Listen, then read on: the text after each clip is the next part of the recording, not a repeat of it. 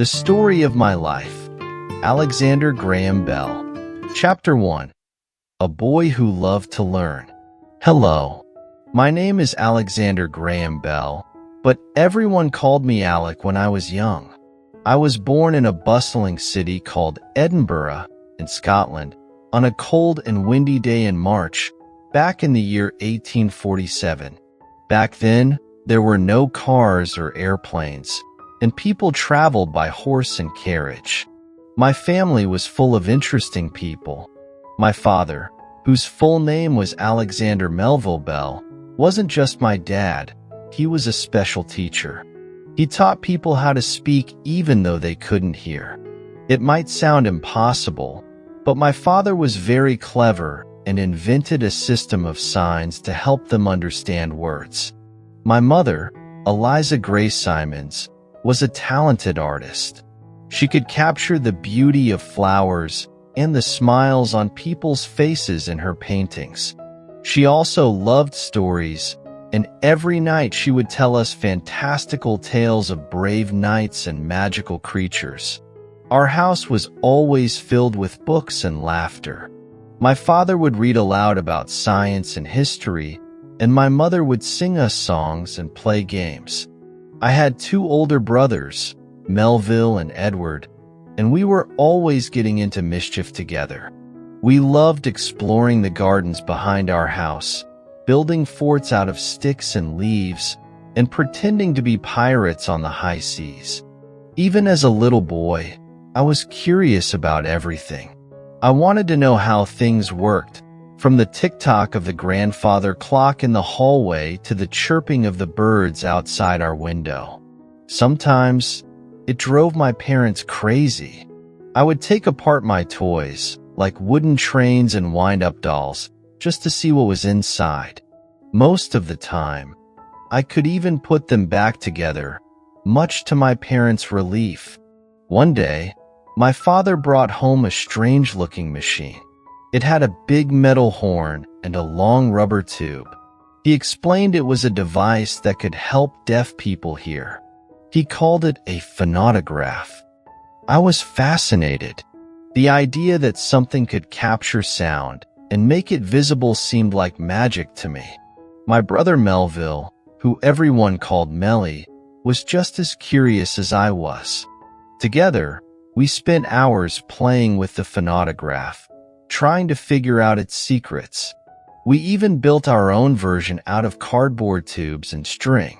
It didn't work very well, but it sparked our imaginations and fueled our love for tinkering with things. Another thing that sparked our curiosity was kites. Back then, kites were simple things made of paper and string. But Melly and I dreamed of building a kite that could fly higher than anyone had ever seen before. We gathered all the materials we could find, old sheets, strong twine, and even some leftover wood from my father's workshop. For weeks, we toiled away, carefully crafting our giant kite. It was a massive thing, taller than me with a long, flowing tail. Finally, the day arrived for our big test. We took our creation to a hilltop field on the outskirts of Edinburgh. The wind was strong that day, and as we held onto the string, our kite soared into the sky. It went higher and higher, until it was just a speck against the vast blue canvas. We were so excited. We jumped and cheered.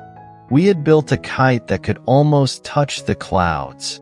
Those were some of my happiest memories as a young boy, learning from my parents, exploring with my brother, and building things that stretched our imaginations. It was a time of wonder and discovery, a time that would shape who I became and lay the foundation for all my future inventions. Chapter 2. Across the Big Ocean, 1870. Life in Edinburgh was full of joy and learning, but a shadow fell upon our family when I was just 12 years old. My two brothers, Melville and Edward, who had always been full of life and laughter, fell terribly ill. Back then, Doctors didn't have all the medicines we have today, and sadly, both my brothers didn't get better. It was a time of great sadness for our family. My parents, especially my mother, were heartbroken. To help them heal and start fresh, we decided to make a big change. We were going to move across the big ocean, all the way to a new country called Canada. Canada seemed like a world away from Scotland.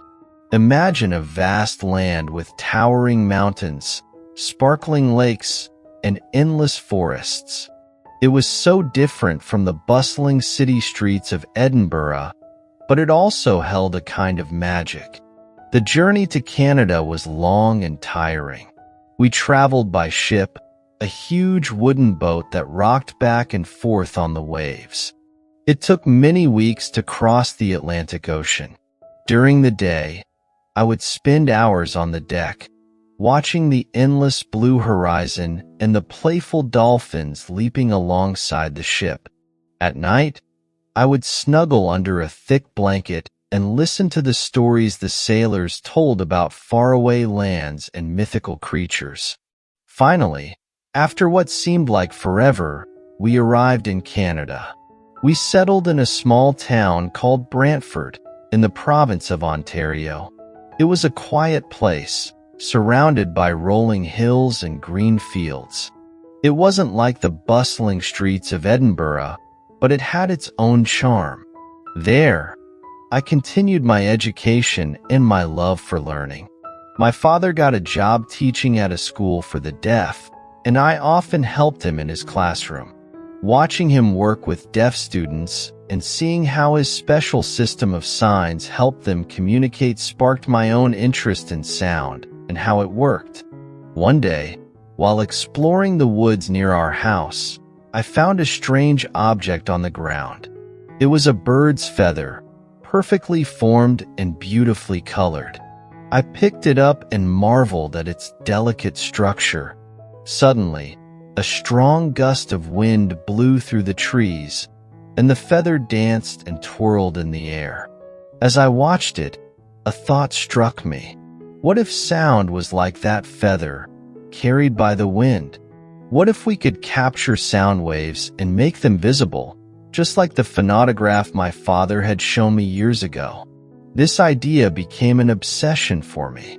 I spent hours reading books about sound and electricity, trying to understand how they work together. I even started tinkering with my own inventions, using scraps of metal, wires, and leftover parts from my father's workshop. Of course, most of my early creations were nothing more than clumsy contraptions that didn't work very well.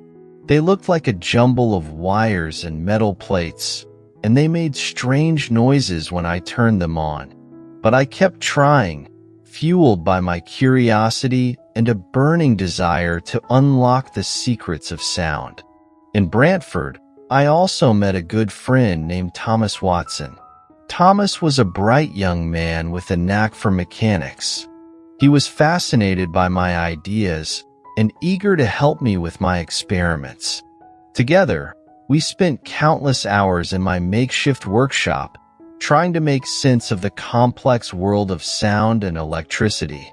It wasn't always smooth sailing. Sometimes, our experiments ended in frustration. Wires would snap, parts would break, and our contraptions would simply refuse to work. But Thomas and I never gave up. We encouraged each other and learned from our mistakes. Life in Canada wasn't all about work and inventions. There was time for fun too. We would go skating on the frozen lakes in winter, build snow forts, and have snowball fights. In summer, we would go swimming in the rivers, hike through the forests, and camp under the star-filled sky. Canada was a beautiful place to grow up, and it played a significant role in shaping my future. It was there that my passion for science and invention truly blossomed. And it was there that I met a lifelong friend who would be by my side on one of my greatest adventures. Chapter 3: The Dream of Talking Wires. Life in Brantford, Canada, settled into a comfortable rhythm. I continued my studies, helping my father at the school for the deaf, and spending countless hours tinkering with Thomas in my workshop. We were surrounded by wires, metal plates, strange contraptions, and a shared dream: to capture sound and send it over long distances. One evening, as the sun dipped below the horizon, casting long shadows across our workshop, I shared a fantastical idea with Thomas. "Imagine," I said, my voice filled with excitement, "imagine if we could send voices through wires, like electricity." Thomas raised an eyebrow, a spark of curiosity lighting up his eyes. "Through wires? Like sending a message with a telegraph?" The telegraph was a marvel of the time. It used electricity to send short messages in the form of coded dots and dashes over long distances. "Yes," I continued, my voice growing louder. "But instead of dots and dashes, imagine sending the actual sound of a voice. Wouldn't it be amazing to talk to someone far away as if they were right next to you?" Thomas pondered for a moment, then a wide grin spread across his face. "That would be incredible, Alec. But how could we possibly do something like that?" This was the question that would consume us for the next few years. We devoured any book or article we could find on sound and electricity. We experimented with different materials: magnets, coils of wire, metal sheets, anything we thought might hold the key to our dream. Our experiments were messy and often frustrating. Sparks flew, wires tangled, and our contraptions sputtered and coughed, refusing to cooperate. Sometimes the frustration would get the better of us, and we'd throw our hands up in exasperation. But then, one small breakthrough would reignite our hope. One day, while tinkering with a new design, I noticed a faint vibration in a metal plate when I spoke near it. It was a tiny clue, but it filled me with excitement. Could this be a way to convert sound waves into electrical signals? We continued experimenting, refining our design based on this small observation. Another key inspiration came from the work of other inventors. We learned about a device called the telephone that had been invented by a German scientist named Philip Reis. It was a very basic version of what we were aiming for, but it showed us that the idea of transmitting voice over wires wasn't entirely outlandish. However, Reis' telephone only transmitted a weak, muffled sound. We wanted something clearer, something that could truly capture the human voice. It was a long and arduous journey, filled with trial and error. We made countless mistakes, but we learned from each with every attempt. One of our biggest challenges was understanding the nature of sound itself. Back then, scientists still didn't fully understand how sound waves worked. We built models to visualize sound waves, experimenting with different materials that could vibrate and generate electricity in response to sound. Imagine a long, stretchy spring. When you push and pull on one end, the wave travels down the entire length of the spring. That's similar to how sound waves travel. We needed a way to capture this wave and convert it into something that could travel through wires. The process was complex, but slowly, a picture started to form in our minds. We envisioned a device with a mouthpiece that captured sound waves, a transmitter that converted these waves into electrical signals, and a receiver that transformed these signals back into sound waves, allowing someone far away to hear our voice. The more we worked on the concept, the more real our dream of talking wires became. It wasn't just a fantastical idea anymore. It was a tangible goal. We could almost see the finished product in our minds. a machine that would revolutionize communication and bring people closer together. This burning ambition kept us going through countless nights of sleepless tinkering and frustrating setbacks. We knew we were on to something special, and we were determined to make it a reality. The world of talking wires was just around the corner, and we were ready to bring it to life. Chapter 4. A Message from My Machine. The journey towards the talking wires was a long and winding road filled with countless experiments and dead ends. But slowly, through trial and error, our dream began to take shape. We spent hours in our workshop, surrounded by a growing collection of wires, metal discs, and strange-looking contraptions. One of our biggest breakthroughs came with the invention of a device we called the liquid transmitter. Imagine a small cup filled with a special kind of liquid connected to a metal plate. When we spoke into the cup, the sound waves would vibrate the liquid, which in turn would cause the metal plate to move. This movement could then be converted into an electrical signal that could travel through wires. It was a simple concept, but it was a crucial step in our quest. We spent weeks perfecting the liquid transmitter, experimenting with different types of liquids and different shapes for the metal plate. Finally, we had a device that seemed to capture sound waves and convert them into electrical signals with some degree of accuracy. With renewed enthusiasm, we focused on the next step, the receiver.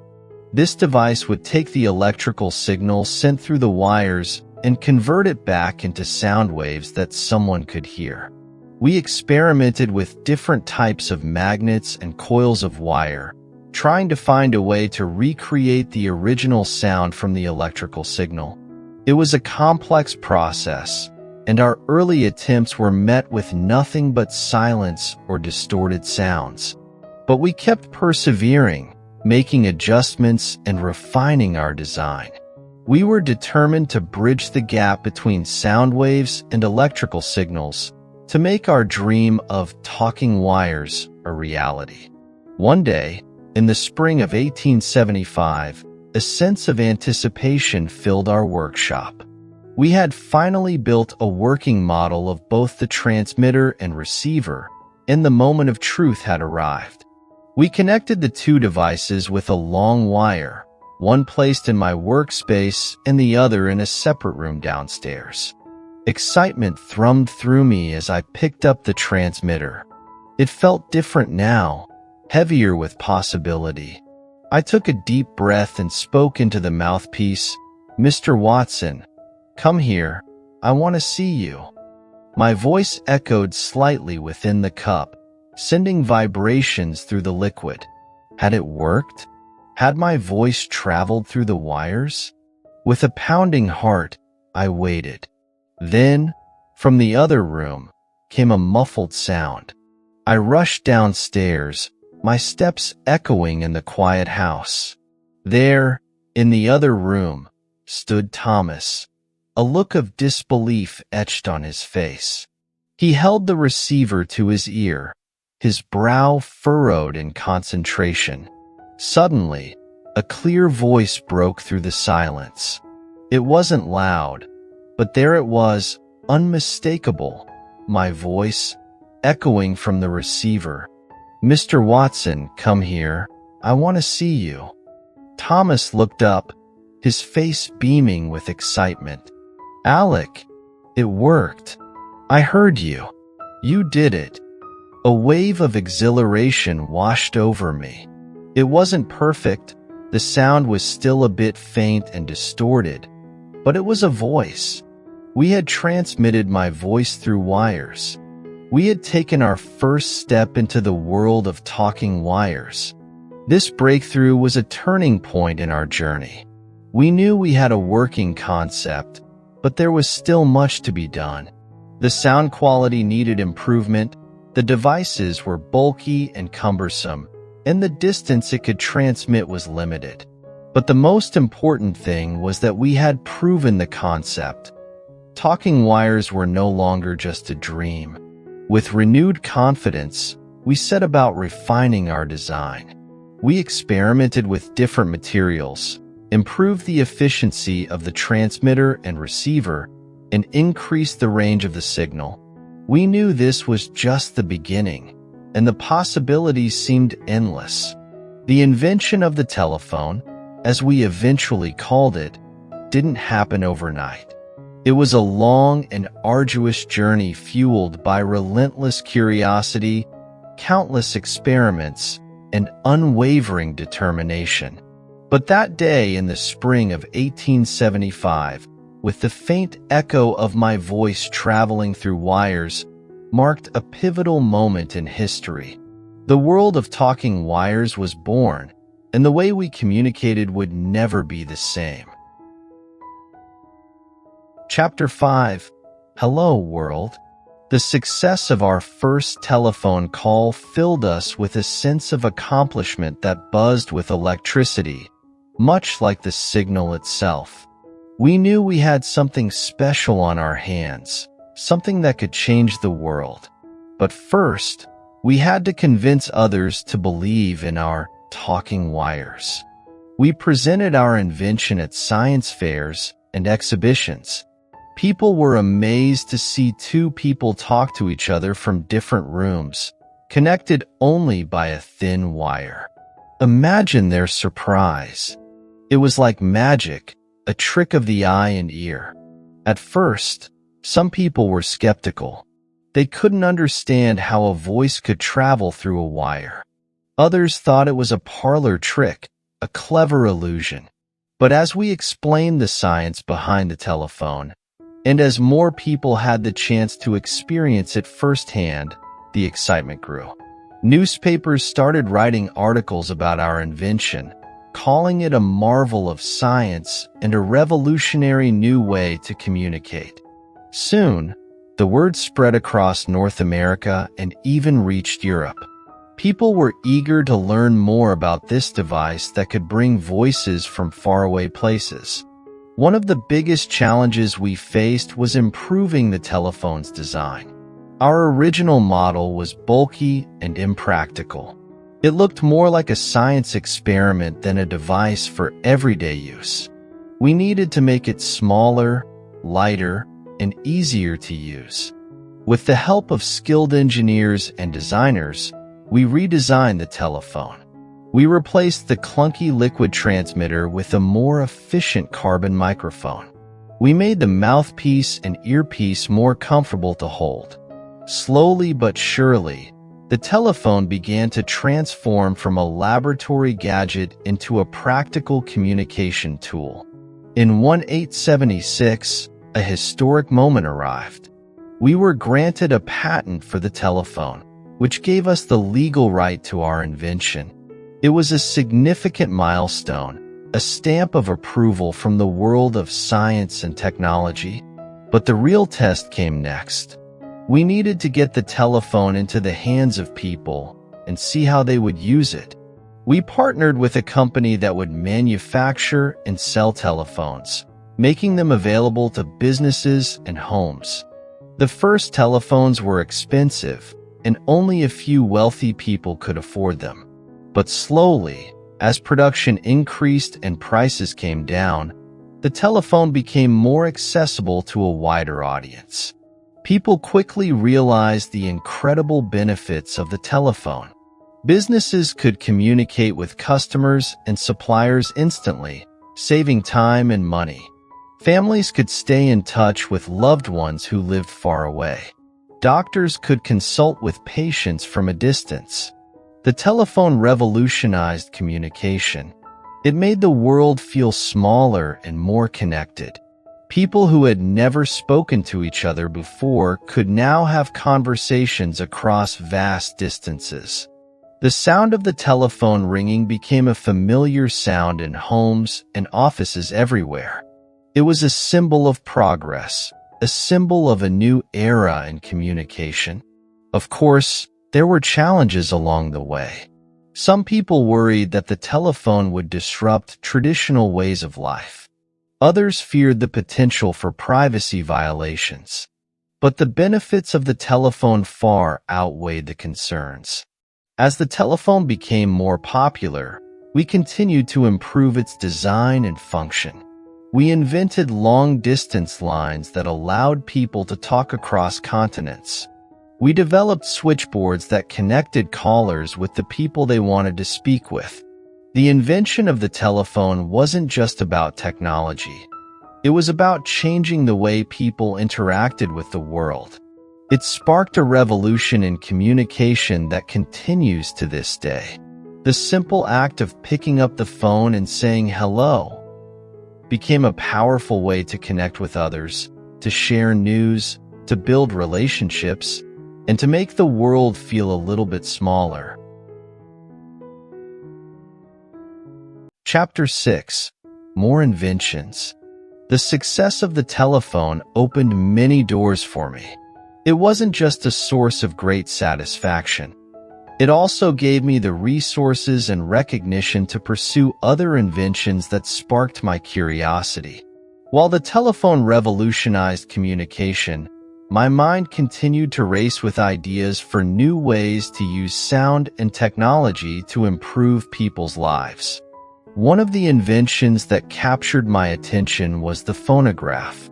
Imagine a machine that could capture sound waves and store them on a cylinder, allowing you to play them back later. This concept, already being explored by other inventors, fascinated me. I saw the potential for the phonograph to revolutionize entertainment and education. In 1886, I took on the challenge of improving the phonograph. My version, called the graphophone, used a wax cylinder instead of the tin foil used in earlier models. This allowed for clearer recordings and longer playback times. Imagine a party where, instead of live music, you could play back recordings of your favorite songs on the graphophone. Or, imagine students being able to listen to lectures or speeches again and again, thanks to this amazing invention. The graphophone wasn't my only foray into sound recording. I also experimented with a device called the photophone. This was a more complex invention, but the idea behind it was fascinating. The photophone used beams of light to transmit sound waves. Imagine talking into a device that turned your voice into light, which could then travel long distances and be converted back into sound. While the photophone wasn't as practical as the telephone, it was a stepping stone in the development of future communication technologies like fiber optics. My curiosity wasn't limited to sound. I also became interested in the possibility of flight. Imagine soaring through the sky like a bird, free from the limitations of land travel. Back then, airplanes were still in their very early stages of development. In 1907, I co-founded the Aerial Experiment Association, a group dedicated to researching and developing flying machines. We experimented with different designs, including gliders and kites, trying to understand the principles of lift and drag that allowed birds to stay airborne. While we didn't invent the first successful airplane, our work contributed significantly to the field of aviation. We laid the groundwork for the Wright brothers, who achieved the first sustained, controlled flight just a few years later. Another area that sparked my interest was metal detection. Imagine a device that could locate hidden objects made of metal.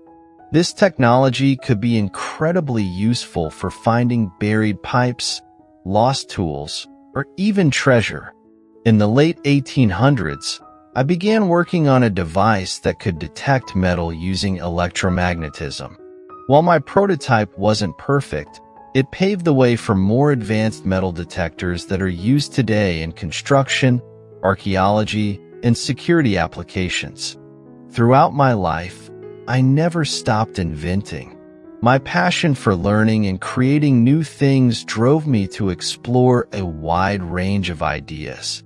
While the telephone remains my most famous invention, it wasn't my only contribution to the world. My work on the graphophone, the photophone, airplanes, and metal detectors all played a role in shaping the future. These inventions weren't just about technology, they were about improving people's lives. They offered new ways to communicate, learn, explore, and make discoveries. It was a privilege to be part of this exciting journey of innovation and to see my ideas take shape and contribute to the betterment of society. Chapter 7: A New Home and a New Love. The success of the telephone not only brought me recognition, but also opened doors to new opportunities. One such opportunity came in the form of an invitation to move to the United States of America, a vast and bustling country buzzing with innovation. In 1876, I traveled to the United States to showcase the telephone at the World's Fair in Philadelphia. This grand exhibition displayed the latest inventions and advancements from around the world. The telephone, a revolutionary invention for its time, became a huge hit at the fair. People from all walks of life flocked to see this talking wire magic. They marveled at the ability to hear voices from a distance and were eager to learn more about the technology behind it. The success of the telephone at the World's Fair not only solidified my reputation as an inventor, but also attracted the attention of potential investors and collaborators. I was offered opportunities to work with talented engineers and entrepreneurs in the United States, which was fast becoming a hub for technological advancement. The decision to move wasn't easy. I had built a life in Canada, and leaving my family and friends behind was difficult. However, the chance to further develop my inventions and contribute to a world hungry for innovation was too compelling to ignore. In 1877, I made the big move to the United States, settling in Boston, a vibrant city with a thriving scientific community. Here, I found a fertile ground for my ideas. I established a new workshop, surrounded myself with brilliant minds, and continued to refine and improve upon the telephone. But life wasn't all about work and inventions. One sunny afternoon, while attending a lecture on a topic related to sound, my life took an unexpected turn. In the audience, I spotted a young woman with bright eyes and an intelligent gaze. Her name was Mabel Gardner Hubbard, and she was not only beautiful but also possessed a sharp mind and a thirst for knowledge. We struck up a conversation after the lecture, and I was immediately drawn to her. Mabel shared my passion for learning and had a deep understanding of the importance of communication. She wasn't just interested in my inventions. She was interested in the ideas and principles behind them. Our conversations flowed easily, filled with laughter and intellectual stimulation. We discovered a shared love for music, literature, and exploring new ideas. Mabel wasn't afraid to challenge my thinking and offered a fresh perspective on my work. As our friendship blossomed, it soon became clear that our connection went beyond a shared passion for science. We fell deeply in love, and in 1877, just a few months after meeting, we got married. Mabel wasn't just my wife. She became my biggest supporter and confidant. She understood the demands of my work, the long nights spent tinkering in the workshop, and the frustrations that came with failed experiments.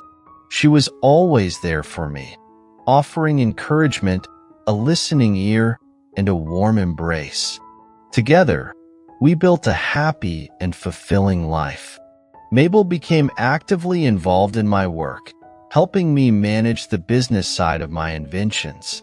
She also played a vital role in promoting the telephone, using her social skills and charm to connect with potential investors and customers. Mabel's love and support were especially crucial during challenging times. As with any new invention, the telephone faced its share of criticism and skepticism. Some people questioned its practicality, while others worried about the potential social disruptions it might cause. But Mabel, with her unwavering belief in my work, helped me navigate these challenges. She helped me refine my message, emphasizing the positive impact the telephone could have on communication and connection. Looking back, my move to the United States not only opened new doors in my career, but also led me to the love of my life.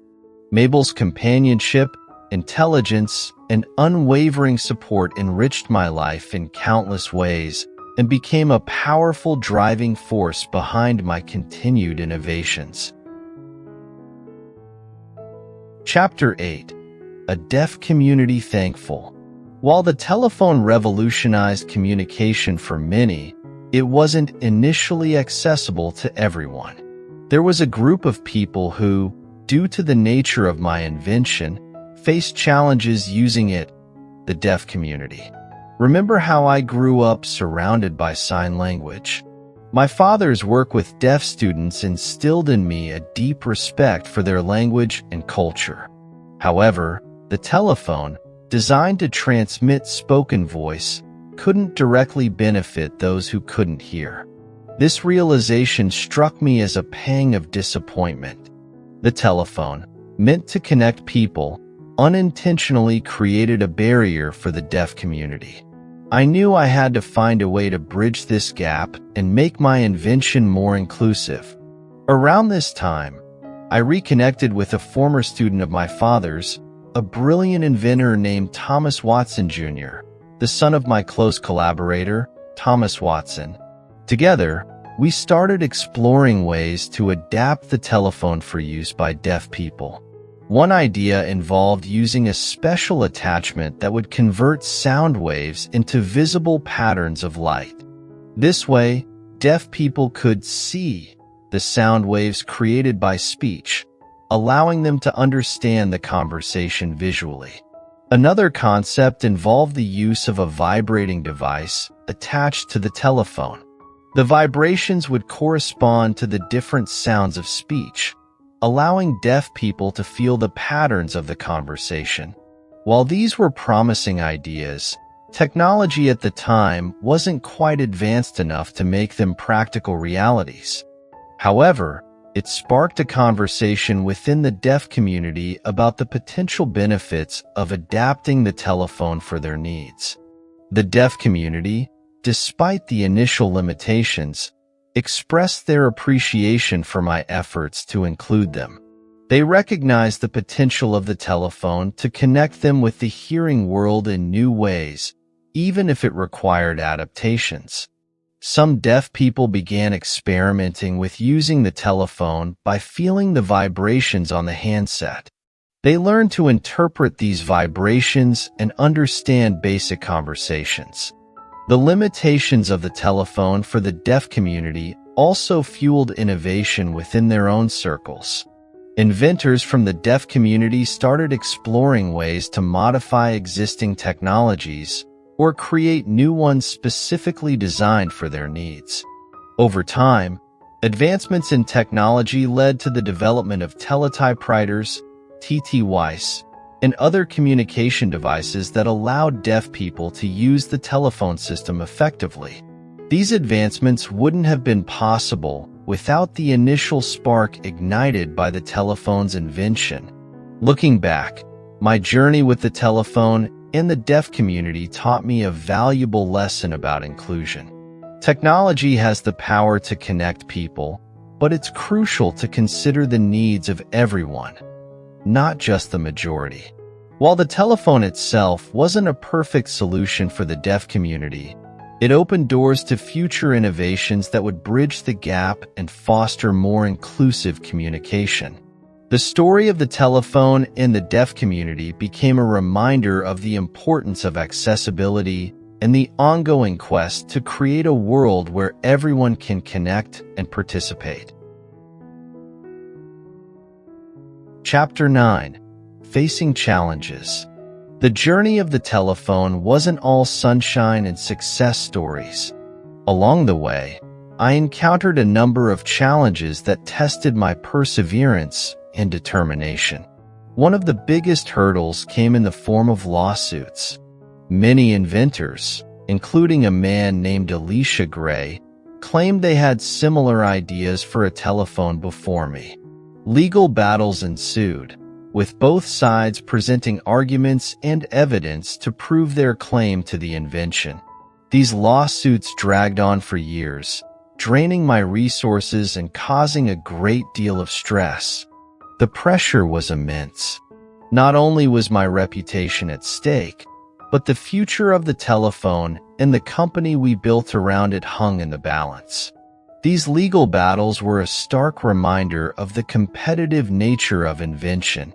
Ideas are valuable, and everyone wants a piece of the pie. Despite the stress, I never lost sight of the importance of the telephone. I firmly believed in its potential to revolutionize communication, and I was determined to see it through. Thankfully, after years of legal battles, the courts ultimately ruled in my favor, recognizing me as the rightful inventor of the telephone. However, legal challenges weren't the only obstacles I faced. There were also moments of doubt and skepticism surrounding the telephone itself. Some people questioned its practicality. They couldn't imagine a world where people could talk to each other from a distance without being face to face. Others worried about the potential social disruptions the telephone might bring. They feared that the ease of communication would lead to a decline in face-to-face interaction and a breakdown of social bonds. These doubts and criticisms were discouraging, but they also served as a motivator. They pushed me to work harder to showcase the telephone's benefits and address any concerns people might have. We actively promoted the telephone, emphasizing its potential to connect families and friends across vast distances, to improve business communication, and to revolutionize various fields like medicine and education. Another challenge emerged in the form of competition. As the telephone's popularity grew, other inventors and companies saw an opportunity and entered the market with their own versions. This competition helped drive innovation in the field of communication, leading to improvements in telephone technology and features. However, it also meant we had to constantly adapt and improve our own product to stay ahead of the curve. We invested in research and development, focusing on making the telephone more user-friendly, reliable, and affordable. Looking back, these challenges were a crucial part of the telephone's story. They forced us to refine our ideas, defend our invention, and constantly evolve. They highlighted the importance of resilience in the face of adversity and the need to adapt to a changing market. The telephone's success wasn't just about the initial invention. It was about overcoming obstacles, navigating legal battles, addressing public concerns, and staying ahead of competition. Chapter 10: A Legacy of Connection. As the years passed, the telephone became an undeniable force in shaping the way people communicated. It wasn't just a device. It became a symbol of connection, a bridge between people and places. Imagine a world before telephones. News traveled slowly, families living far apart rarely spoke, and businesses relied on unreliable communication methods. The telephone changed all that. It brought loved ones closer, facilitated long-distance business deals, and allowed for faster emergency response. The impact wasn't limited to practicalities. The telephone fostered a sense of community, allowing people to connect on a more personal level despite physical distance. It became a tool for sharing stories, laughter, and even tears. My journey with the telephone, filled with moments of triumph and challenges, had a profound impact on my life. It brought me recognition, allowed me to pursue other inventions, and most importantly, it connected me with people from all walks of life.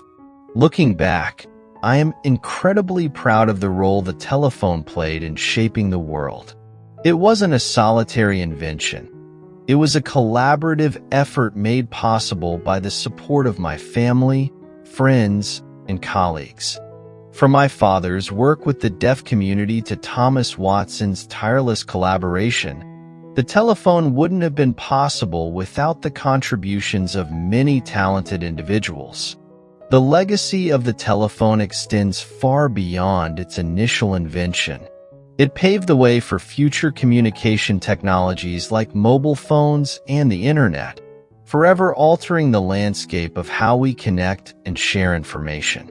The world I grew up in, a world without instant communication, seems almost unimaginable today.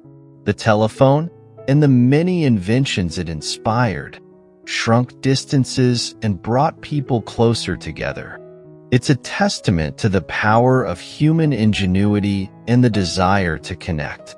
Even though I am no longer here, the telephone continues to evolve and connect people in new and exciting ways. The legacy of this talking wire lives on, a constant reminder of the transformative power of technology and the importance of human connection.